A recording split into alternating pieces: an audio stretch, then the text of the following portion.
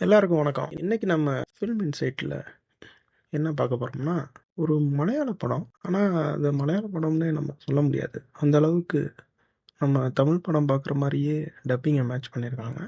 நமக்கு தமிழ் டப்பிங்லேயே கிடைக்குது. அது ரொம்ப அருமையாவும் இருந்தது. எப்படி சொல்றேன்னா, உங்களுக்கு படம் போட்டோன்னா, ரொம்ப எதார்த்தமா படம் ஆரம்பிக்கிற மாரி நமக்கு தோணும். ஒரு சும்மா சின்ன பசங்க 2 பேர் விளாண்டுட்டு இருப்பாங்க. ஒரு நாய் விளாண்டுட்டு இருக்கும்.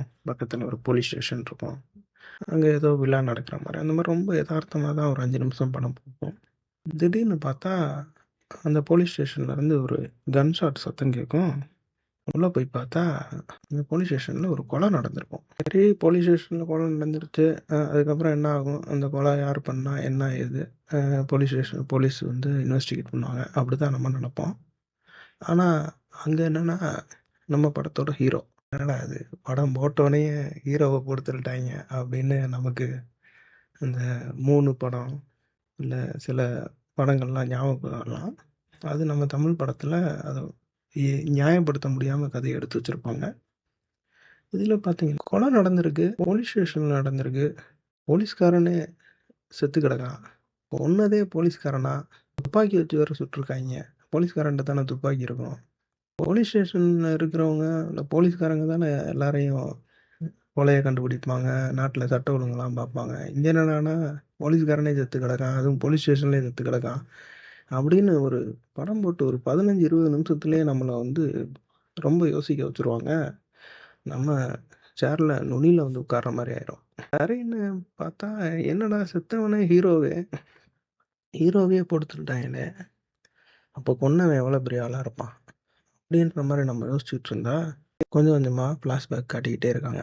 இவங்க காட்டுற ஃப்ளாஷ்பேக்லாம் பார்த்தா, கரெக்ட்டா தான் கொன்றுருக்காய்ங்க. போய் சேர வேண்டியதுதான் அப்படின்னு நம்மளே நெனைக்கிற மாரி ஒரு ஸ்டேஜ்ல வந்துரும். அதுக்குள்ள படம் இடைவேளை வந்துரும். ரொம்ப விறுவிறுப்பா, அதிரடியா, ஆக்ஷனா ஒண்ணும் கொண்டு போயிருக்க மாட்டாங்க. ஆனா, இந்த இடத்துலயும் ஒரு தொய்வு இல்லாம, கன்டினியூஸா நம்ம என்ன நடக்கும்னு கூர்ந்து கவனிக்கிற மாரி, நைட்டு 12 மணிக்கு நீங்க உட்காந்து பார்த்தாலும், உங்களுக்கு தூக்கம் வராத மாரி தான் படத்த கொண்டு வருவாங்க. இப்ப படத்தோட தலைப்புக்கு வருவோம்.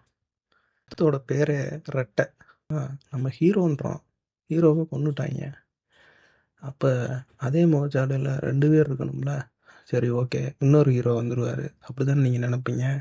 அதான் இல்ல. இங்க 2 ஹீரோவுமே அதே போலீஸ் ஸ்டேஷன்ல தான் வேலை செய்றாங்க. 2 ஹீரோவுமே போலீஸ்காரங்க தான். ஒருத்தன் செத்துட்டான். ஒருத்தன் உயிரோட இருக்கான். இத வச்சு படத்த நகர்த்தணும். ஆல்ரெடி ஃப்ளாஷ்பேக் சீனெல்லாம் காட்டியே பாதி படத்த முடிச்சுட்டாய்ங்க. மீதி படத்துல வந்து அவன் ஏன் செத்தான்? அவன யாரு கொன்னா? கொன்னது சரியா? இல்லையா? அப்படின்ற மாரி முடிச்சாகணும்ல. இதுக்கு படத்த கடைசி வரையும் கொண்டு போயிடுறாய்ங்க. நமக்கு விறுவிறுப்பாவே இருக்கு. கதைய வந்து ரிவீல் பண்றதே ப்ரீ கிளைமாக்ஸ்ல தான் ரிவீல் பண்றாய்ங்க. கருன்னு பார்த்துட்டா, குழந்தைகள சரியா வளர்க்காத பேரண்ட்ஸு, அவங்கனால உருவாகுற குழந்தைகள், அதுக நாளைக்கு சமுதாயத்துல எந்த அளவுக்கு இருக்கும்? அப்படின்ற மாரி தான் நம்ம புரிஞ்சுக்கிட்டு வெளியில வர்ற மாரி இருக்கு. இதுக்கு மேல நான் எது பேசினாலும், அது படத்தோட கதையவே ரிவீல் பண்ற மாரி இருந்துரும். ரொம்ப அருமையான படம். உங்களுக்கு நாங்க சொன்ன விமர்சனம் பிடிச்சிருந்துச்சுன்னா, லைக் பண்ணுங்க. படத்த போய் பாருங்க. படம் நாங்க சொன்ன விமர்சனம் மாரியே இருந்துச்சுன்னா, நீங்க சொன்னது சரிதான்னு வந்து எங்களுக்கு கமெண்ட் பண்ணுங்க. சப்ஸ்கிரைப் பண்ணுவோம். நன்றி, வணக்கம்.